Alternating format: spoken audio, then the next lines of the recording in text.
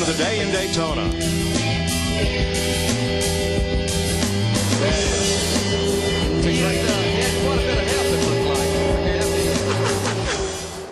Oh, there goes Tony. Oh, my goodness. Crash in turn 4. Man, there in the midst of it sits Tony Stewart and Kurt Busch, the 2-liter. And the strongest Chevy and the strongest Dodge in Daytona are wrecked. Let's watch it. I don't know if Kurt got into the back of Tony or not. Let's wait till we get around here and see. Tony's car just Tony hit the apron. He got down on the apron. He got a little bit loose. Kurt was all over the back of him, and there he goes. Watch the yellow line. Yeah, watch the left front tire. Gets it on the apron just a little bit. And you see the car wiggle, and he gets loose. He's got to probably lift out of the throttle a tad. And here comes Kurt. Cannot get off of him. They make contact. Then once Tony gets sideways, nowhere for Kurt Busch, the 2 to go. What a shame. We had a good run on the 20 car, bumped into him a little bit, and we both got taken out of the Daytona 500 off of my mistake. So I hate it for my guys. They work real hard at putting together good cars, and our sponsor Miller Lite and everybody that's involved with the team. We're real poised for a good run towards the end here, and we just got bottled up, a bunch of guys sliding around, and I made the first mistake. So I apologize to the 20 car. I know it doesn't help any. He's been a great friend at all these restrictor plate races. So we'll dig out of this, and we'll be back next week in California. We've caught up with Tony Stewart coming out of the Care Center. Tony, we just spoke with Kurt Busch. He adamantly apologized. He said it was his fault. What's your take on the incident? I don't know. I was just in the center of the corner, and all of a sudden it took off on me. So, I haven't seen it, so I don't know what happened. But pretty impressive to go to the back and get all the way back up to the front like that. I was really happy. That Home Depot Monte Carlo was awesome today. I mean, we fought back. We kind of were in a bad position that one pit stop where we had Robbie Gordon coming in, towards the tail of the field. We were ready to go, and I stalled it trying to get out ahead of him, and then him and the 38 get together, and they're wrecked, and it just got us to the back. And then I just wasn't paying attention to my pit lane speed, and that was my fault, and got us behind. So just got us to the back, but I was proud of, I thought it would be a little quicker than it was getting to the front, but it took a lot longer than I anticipated. The cars are just so tight back there, and it's so hard to drive back there if you're in bad air. But just proud of these guys. I mean, they never got worked up. I never got worked up when we were going back to the front. There's Jimmy Johnson, the 48 car. Here we go. Tony Raines with him. Denny Hamlin.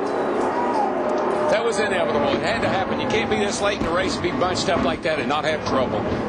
Holy cow, did you see that shot? Snapped his head around. Thank goodness for those big headrests. Caution is out for the 3rd time today. David Rudiman crashed. Watch 66 in the middle. Nope, it's in front of him. It's 48 car just lost it. Gosh. Right. I mean, right in the middle of the straightaway. I mean, it's almost like a tire went down or something, because a car, to make a move like that, either something broke, a tire went down, because a car didn't move like that on the straightaway. 11 car going by there, Denny Hamlin. He got damage, as we saw. Oh, there he starts way back up in there. He gets loose coming off. That's got to be a flat tire. Man, he hit that outside wall a ton. And just nowhere for all these guys to go. There you see, they just started stacking up on the inside. Let's ride with Jimmy.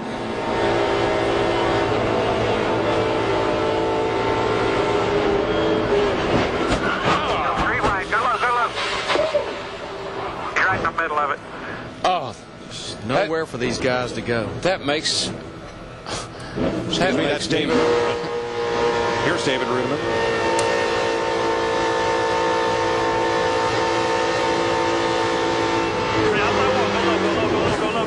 Go. Wish I could. Yep. First replay was from Tony Raines' car. Now let's ride in the low Chevy.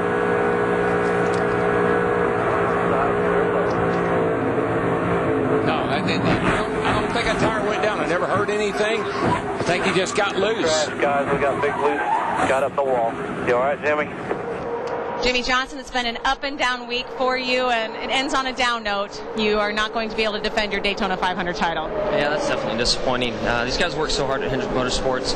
Can't thank them enough for the race cars that they give me in the sport from Lowe's. Unfortunately, we crashed today, got loose in the center, and thought I had it saved, and things snapped back to the right and into the fence. So, disappointing day, definitely. Talk about the hit, too. You're okay? Yeah, definitely was a hard hit, but everything did its job inside the car, and I'm fine. Thank you. And from high above. It's what you call a wad right there. They get all wadded up, and the 25 and the 99, and 99 gets in the fence. 26 was involved. Jamie McMurray in the 26, Carl Edwards in the 99. See Joe Nemechek in the 13 bumps into Carl, but in the meantime... Yeah, this was not quite what brought out the caution. Watch the yellow cat car. He gets forced into the pit lane. Here's what I don't think he realizes. He's got a flat right front tire. 150 miles an hour. Blaney is trying to scrub off speed. And just nowhere for Ken Schrader, the 21 car, to go. Came right out in front of Ken Schrader. Clint Boyer also damaged, and Schrader's Little Debbie's car is a wreck. Remember, Schrader and Buddy Baker were the two drivers to win on Sunday and then on Thursday and have a shot to win the 500. Schrader will drive most of this season. Tough way to start. Look at this great camera work, folks. Yeah. Jamie McMurray forces Casey Mears in the 25 into Carl Edwards outside there on the 99. They get in the wall. Really kind of tore up some cars, but no real damage done until the 22 gets forced on the pit road. Yeah, Mike Wallace got into the 22 Blaney, who took evasive action. Come on. Stay in there. Riding Clint Boyer. Come on.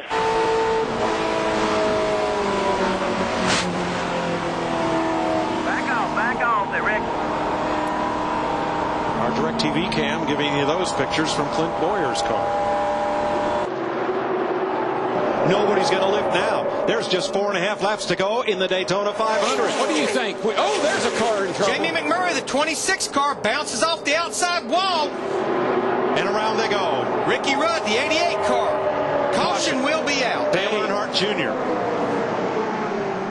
And remember, when the caution comes out, at the moment of caution, the field is frozen. What do we got? 5 laps to go, before to go this time. It looks like we may get a green-white checker here. McMurray is done. Rudd and Earnhardt trying to make it back to the pits. Boy, Junior's car is crunched. We will have Stock Car Racing's version of overtime. This race is scheduled for 200 laps. But if we complete 200 laps under caution, we will go to overtime. We'll explain that in a minute. First, let's look at what happened. I think... Watch the right side of your screen. McMurray up high. I think he may have got a little shove from behind. I'm not sure. It looked like that's Kenseth in the 17. And they just started stacking up from there. Yeah, the 88 car looked like Rudd just kind of ran in the back of the 26 of McMurray, and boy, from there on, it was on. I think Rudd had a car to the outside, Darrell. Probably not much he could do. Probably couldn't.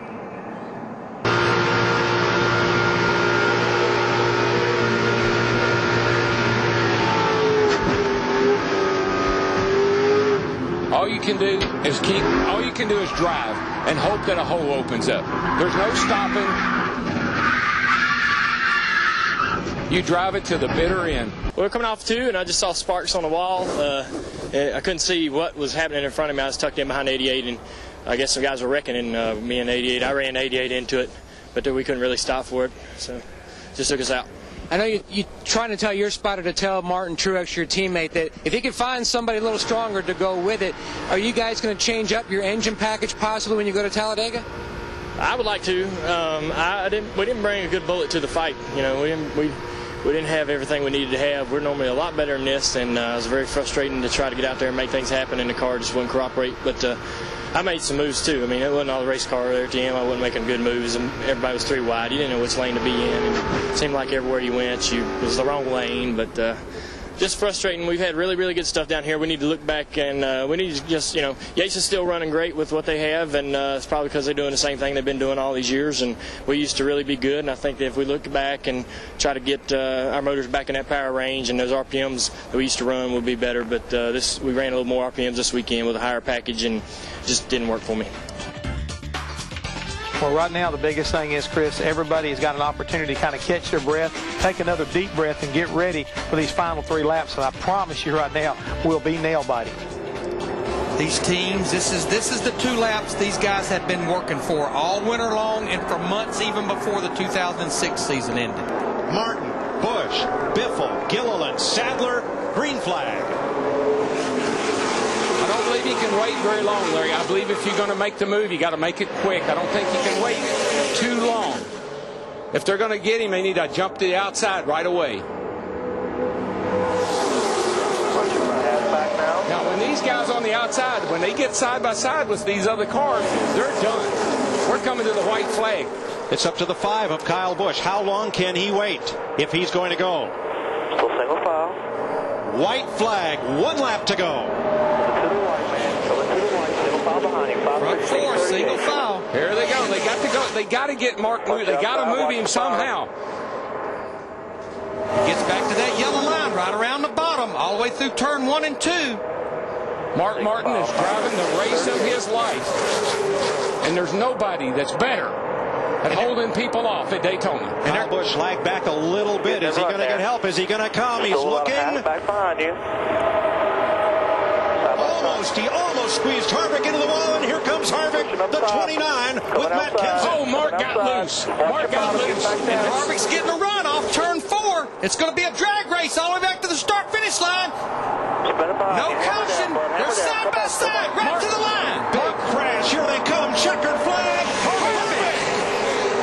Kevin Harvick wins the Daytona 500. And look at this finish. And it's a drag race to the line, and we've seen Harvick do that before. Yes, we have. You could see Harvick trying to pinch him down to keep that momentum on him. A little side draft. Get a little side draft and try to pull ahead. Now, unofficially, Jeff Burton will finish 3rd. Mike Wallace will finish 4th. And the top finish in Roush car, rookie David Reagan in the 6th. Unbelievable. Watch the 07. It'll come in here from the right. In the bottom lane. Clint Boyer. Gets slid sideways. Whammo.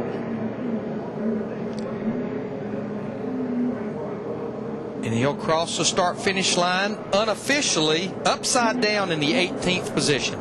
On fire. I mean, that's Joey Chitwood couldn't do that. And Kevin Harvick on his way out. Confetti. Son of, oh man, what a mess down here.